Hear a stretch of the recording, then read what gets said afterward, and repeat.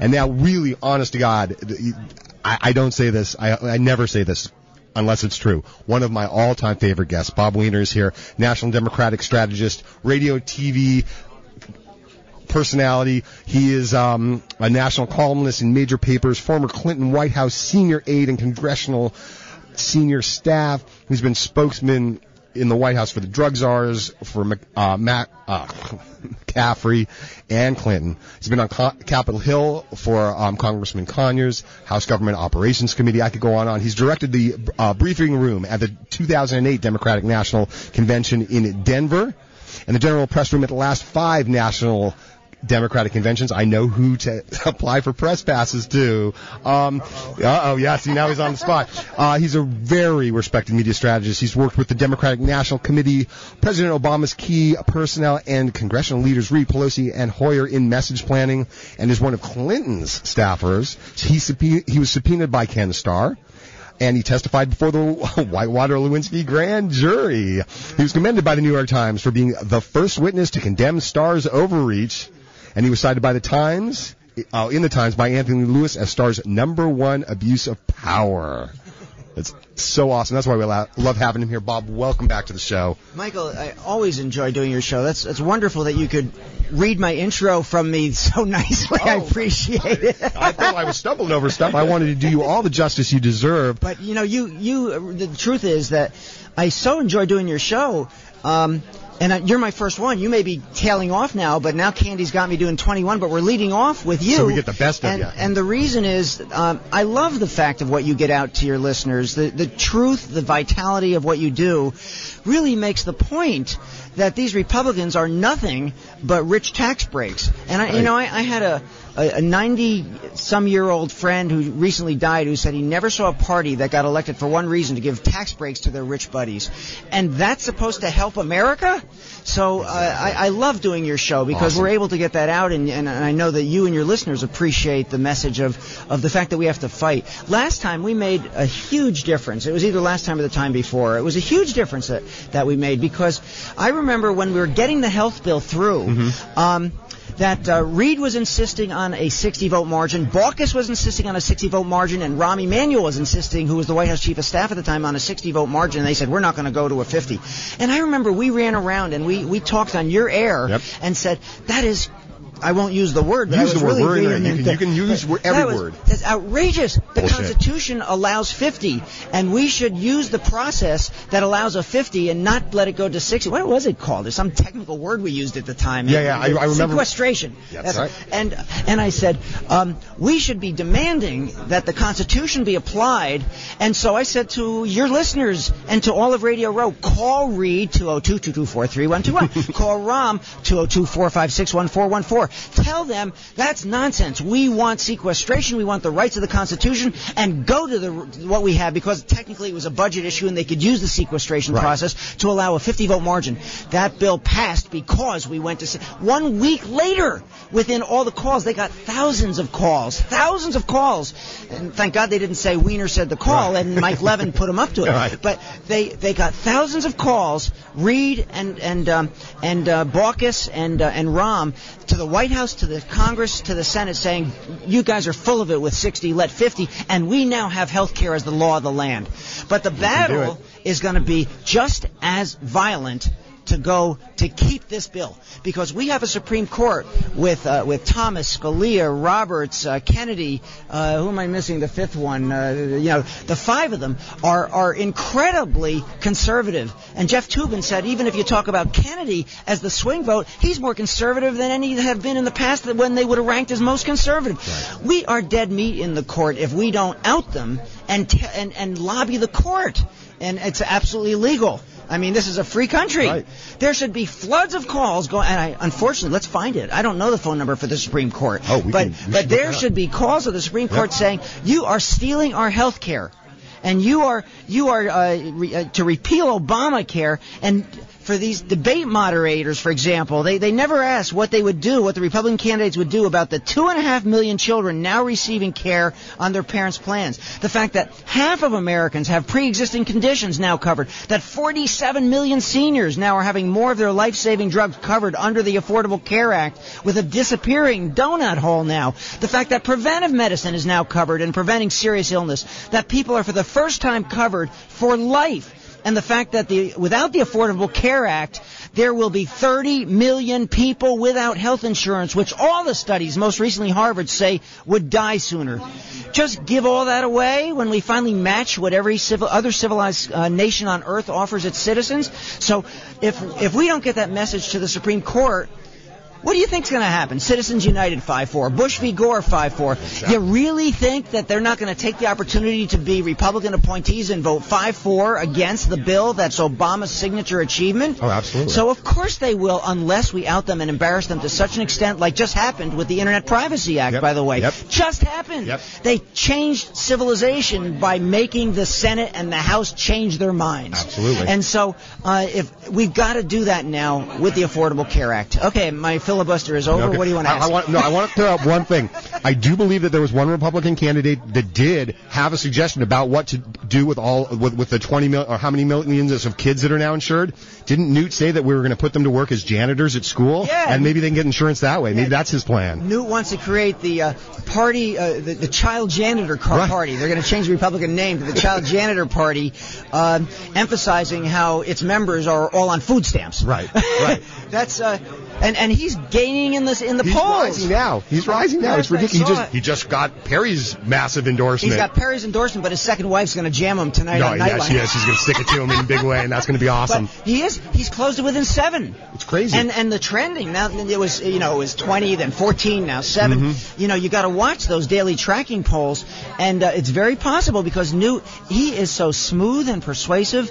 I'll tell you what, he's also got a political head on his shoulder. My wife and I talked to him right after Bush made his move to privatize Social Security, and every time Bush opened his mouth, he lost 10 points in the polls because seniors were livid. Obviously, there is no debt in Social Security. It's solvent for 30 years on seniors' own money, and it's all just a way to take the money, the profit of Social Security, and turn it over to Wall Street for fees. That's what the whole thing's about, for what the Republicans are trying to do, to privatize, and to spend it on defenses and to spend it on tax breaks for the rich.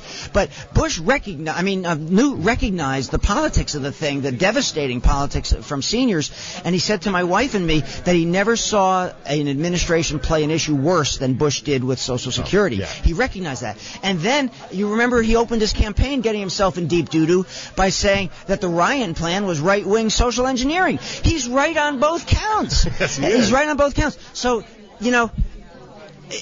he's dangerously effective and pragmatic and Machiavellian. That's the thing with Newt, because he would love to swing this country as far right as he can get away with. Mm-hmm. And that's what he will do, but he will do it in a pragmatic, practical way that really will hurt us. Romney doesn't seem to know which end is up. I mean, and for Romney to be saying, money, corporations are people, and I enjoy firing people, and all of that. I mean, and then I'll bet you $10,000, and $375,000 isn't a lot of money, and I mean, finally people are recognizing that Romney is so out of tune with the American people, and that's their lead two nominee possibilities now, is Romney and Gingrich. So we may be in good shape on that. Let me ask you this. Someone else, and I've talked to so many people that I can't pull the name of who made this point, but they made an interesting point.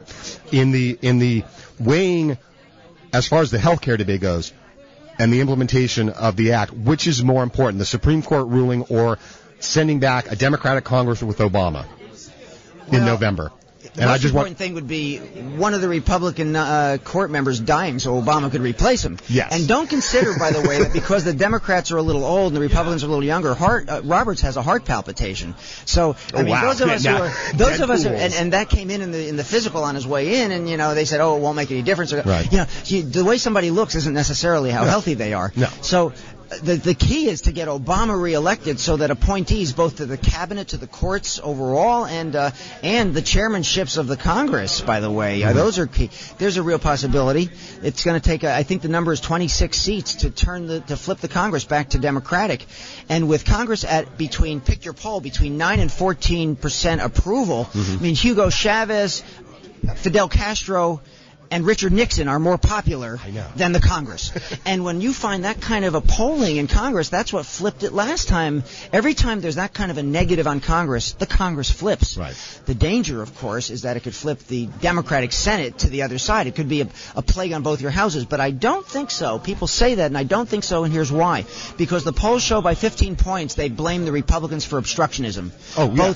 Both the Senate on the filibuster, which has been used more than any time in history, and the House for doing nothing but rich tax breaks bills and trying to block all legislation. And the polls show people still understand that Bush wrecked the economy. Obama did not wreck the economy. He does not carry the blame in people's minds the way that Bush does. This is also what polling is showing. That's right, Michael. So, you're exactly right. So there is hope. Republicans would love to say, oh, it's not about Bush, it's about the future, but the American people recognize that the economy was crashing as Bush left, and Obama has turned it around, that we were bleeding 750,000 jobs a month when Bush left, that the financial institutions were dead and going out of business from Goldman Sachs on down, and they were going out of business, and we were going to be the laughingstock of the world, and everything that these people that said that, you know, your debt is going to kill you, they were going to be exactly right. And of course the reason for the debt under Bush was 2 unpaid wars and a drug plan that was a good benefit, but he didn't pay for it. So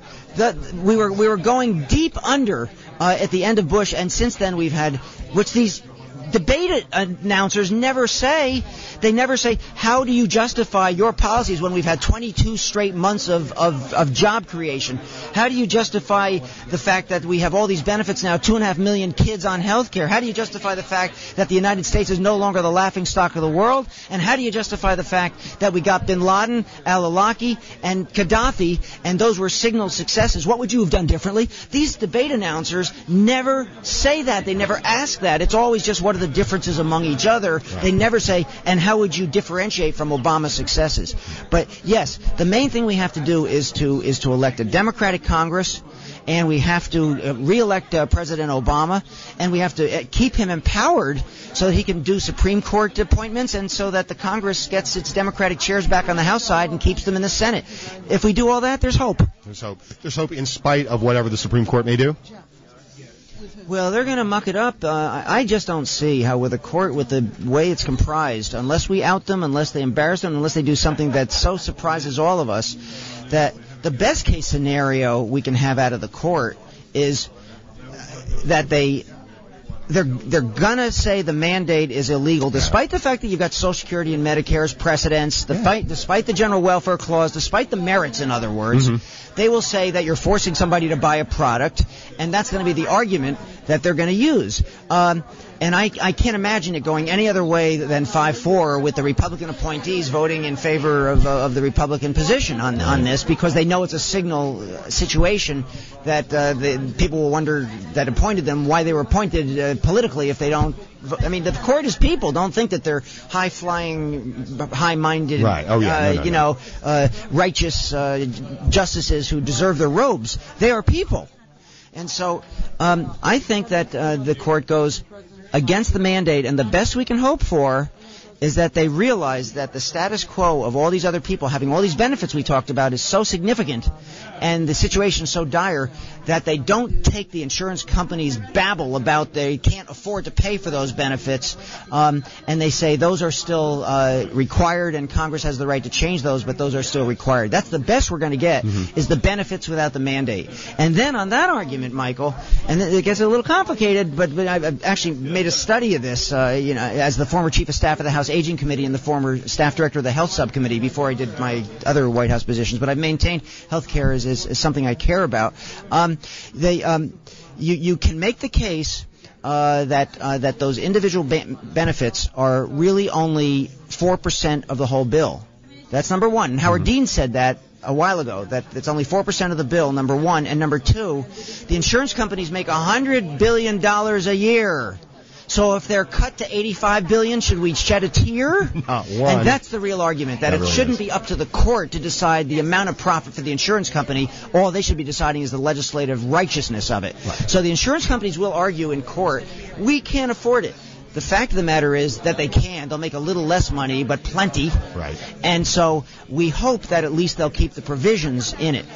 But this court could be so political that it just throws the whole thing out. Really? It still could happen in the worst case scenario. So, best case scenario, they somehow surprise us all and say that the precedents hold and that the whole bill is constitutional and too bad you insurance companies. Yeah. Middle scenario is the mandate is illegal, but the provisions are good regardless, and we don't buy the insurance company's argument. Worst case outcome is they throw the whole thing out. And on the Medicaid expansion part?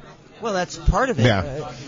Would they separate that out? I mean, some people I've spoken to said, well, they'll probably say the Medicaid expansion is okay, but they'll whack, the other part.